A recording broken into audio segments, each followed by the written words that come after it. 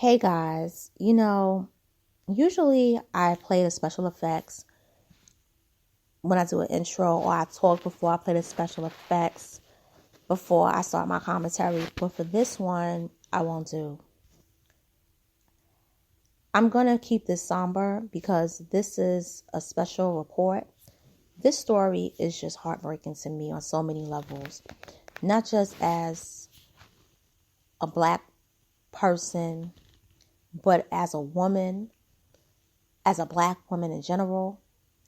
I would even say as a human being, but mainly as a black person. This situation grinds my gears. It makes me angry because when I see that black men are always the villains of the story, and then we hear about white women who are, not white women, white men who are killing us collectively, and they're not doing anything about it. And as far as law enforcement, it really tells me everything there is to know about white supremacy as a whole and the power that it holds. This young woman named Lauren Smith Fields had her whole life ahead of her. What would make a woman who's young want to not just go on a dating app and go with an older white man, but put herself in a situation to where she would be murdered? We don't know. Not even the family knows. The only ones that know are her, and that's it. Her and the man who allegedly committed the crime. Now, I'm going to read to you, and I'm talking about this because I'm struggling with this because this has been on my mind heavy for the past couple of days. I'm not going to lie. I'm going to read to you the article from Face to Face Africa. And it reads, woman found dead after date with older white man. Family claims police won't investigate. Parents of a 23-year-old Connecticut woman are searching for more answers from the police after their daughter was found dead at her residence following a date with an older white man. According to News 12 Westchester, Lauren Smith Fields was found unresponsive at her residence on December 12th. She was later pronounced dead. The deceased woman's parents said she was a track athlete at Stanford High School and also a student at Norwalk Community College for cosmetology. The medical examiner is yet to reveal her cause of death. Without a doubt, we know that my daughter was not a drug user, and I had a second autopsy myself paid out of pocket because we felt so uncomfortable with the way it was handled, Smithfield's father said. Her family also said an older white man their daughter met on a dating app was the person who called police to notify them about her death. Smithfield's brother also said when he reached out to authorities for information about the white man, he was told the man was a nice guy and he wouldn't be investigated. The deceased woman's father also said the only law enforcement officer they had contact with following their daughter's death was a very insensitive, condescending, and arrogant detective.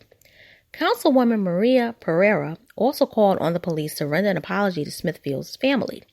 News 12 Westchester reported. She sent a really well-written email. It was lengthy, it was extensive, it was very detailed. I was shocked when she told me just yesterday she had not even received a response, Pereira said. Responding to the allegations, the city of Bridgeport released a statement saying Smithfield's death is still being investigated. The Bridgeport Police Department takes these concerns very serious. The command staff of the Detective Bureau is reviewing the handling of this case to ensure the best practices were and are being followed, the statement reads. It is imperative to note that the death of Lauren Smith Fields remains an ongoing investigation. Our department extends its deepest condolences to the family of Lauren. I want to give a shout out to Face to Face Africa. This is a website that is, of course, located in Africa. And I want to say that thank you for writing this in detail and showing that you care not just about the women that live in your continent, but you took the time out to report a story that's happening in the United States within the African diaspora. And I think that is very much appreciative. I want to give a shout out to my bro, Pharaoh Speaks, because he reported this on Monday. I saw his upload on this, and the commentary was spot on. We, as young black women, we got to stop doing this. If you're going to go on a website, in a dating app, try to date people that are compatible to you. Date people that you know you're going to click with. Don't sugar. Because I think this is what was going on. I believe this woman was sugaring. And she got with this older man to sugar. And I believe the man had ulterior motives. And it went wrong. And I believe the man who basically she was dating, went out on a date with, was the one that did this. To say you're not going to investigate because he's a nice man, this tells me that this is sinister. This could be, get out. This could be organ trafficking, organ harvesting. This could be a ritual death, sacrifice. But this is not normal at all. And the mother had to do a second autopsy. Had to basically make sure that everything was legit because they were trying to say that her daughter was doing drugs. Now, according to the article from The Sun, her brother Lakeem Jeter basically questioned why the older white man she met on a dating app was not a target of suspicion. And he said, I asked him about the guy, and he asked the detective. He just made it seem like the guy was a nice guy. Nothing to investigate. The mother had to write a letter to push for answers about her daughter's death. Another thing, too, is that this young woman basically was a social media personality. She had a YouTube channel. She had an Instagram channel. This young girl was about her business. There are people that are hurt over this. I'm hurt over this. This was a beautiful young woman. And she was so pretty. And if she just would not have done this, gone on these apps, she would be alive. But what makes me mad is that you got bitches like Cynthia G who's not going to talk about this. She's not going to talk about this at all. See, you can ask the question of why dating an older, why black women should divest from black men. But you're not going to talk about this young woman being killed and more than likely that older white man did it. You're not going to talk about that. See, instead of pushing this divestment, we need to basically stay away from the likes of them. Now, I want to make it clear. You date whoever you want to date. That's your right. But, and I want to say this, there are successful interracial couples, whether it be black men, black women, black men, white women, black women, white men, whether it's dealing with the Asians and whites, the blacks and Asians, which is rare, mainly blacks and Hispanics. And then you have natives, indigenous people that usually date white people. But I'm going to say in the last 20 years, from the media standpoint, no, I take that back. The last 12 years, whenever there's a situation involving a crime of passion within an interracial relationship or marriage, it's always a white man and a black woman.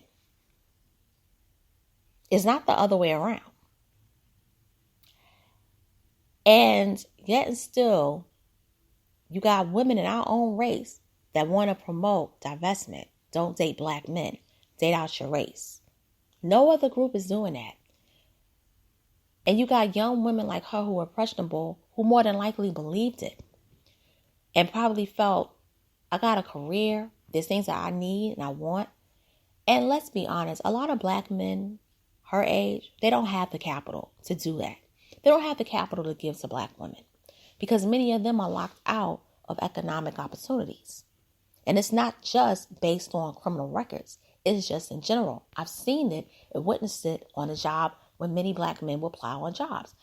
I've seen it firsthand, and it's horrible. They will hire us, but they won't hire them.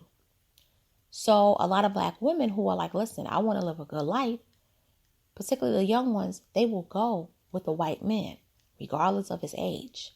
And then, when the inevitable happens or when something horrible happens, then they realize maybe I should have just took a step back. And maybe I should have looked around, and maybe I should have gave that brother a chance who wanted to date me, who really was a good person. Or maybe I should just, been open to just like getting myself together and just working on me.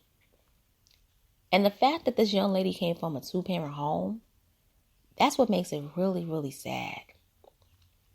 But see, the thing that hurtful is that she'll never have the chance to basically make over the mistake.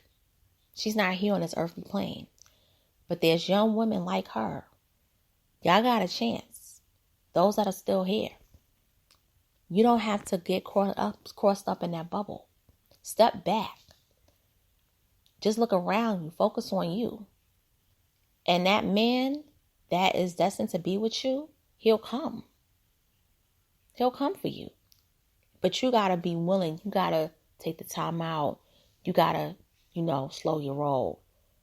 Not put the pedal metal, but basically take a pause. Take a break sometimes. I've had to do it.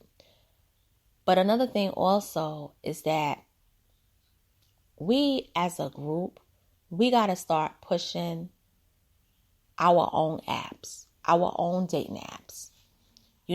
Black successfuls, dating apps, things like that. Black marriage, Yes, we've had dating sites in the past, but it turned out to be fuckery. And that's why you had a lot of women ended up going on Tinder, Grindr, different places. Because, yes, I said Grindr. I said that. Bumble. I had people that wanted me to go on Bumble. And I checked it out. And I'll be honest with you, it's nothing but white men. Even on the Facebook apps, okay? The dating site. Facebook has like that dating site with the heart. I told Facebook, black men only. They still promote white men to me. And I'm not going to lie. Those white men do go hard. And you know what I do? I ignore it. I exit out. And sometimes I got to block them. And there's a reason for that. And it's not a good reason at all. But I believe that in this decade, with all the craziness going on, we as a people, we're going to come back to each other and really unite. Nothing against those that's in interracial relationships or dating. That's a personal choice. If it's working out for you, it's great. But for me and those that want to be with black and have a black family, I know for a fact that I would rather wait. And I would just rather just date black men in general. I can't do the interracial. I know for a fact if I would have done interracial, I would be married with kids by now. I'm not. But I'm cool with it. It is what it is. But I've never ever wanted to divest. I never even gave the shit a thought. But YouTube, all these sites, but all these women pushing this narrative who are getting paid for it want women like me to divest. And it ain't going to happen. And you sisters out there who are young, whether you're in high school or college, grad school, professional school, or just working, if you want a black man, if you want to have a black family, have black children, you don't ever, ever, ever have to stoop low and get involved in that divestment bullshit. Okay? And with that being said, it's your girl, Miss Analytical. I'm signing off. Thank you for listening to the commentary. I also want to say to Lauren's family, my condolences. And to the Fields family as whole, may you all find justice for your daughter, your sister, your niece, your cousin. And may justice be dealt with those that killed her, because I believe she was murdered. And I believe it was for sinister reasons. And also get a lawyer and do a thorough investigation and make sure all of her parts are whole, and make this story go international. And to my subscribers and listeners, I will talk to you soon, and I will be hashtagging justice for Lauren Smith Fields. Take care.